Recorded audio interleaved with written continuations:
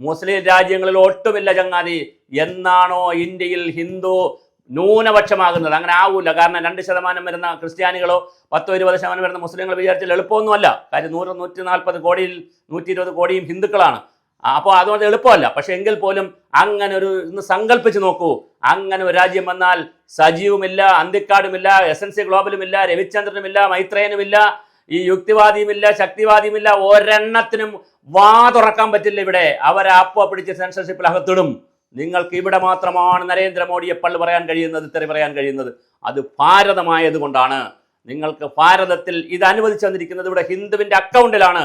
പക്ഷേ ആ ഹിന്ദുക്കളെല്ലാം RSS അല്ല, സംഘിയല്ല, BJP അല്ല.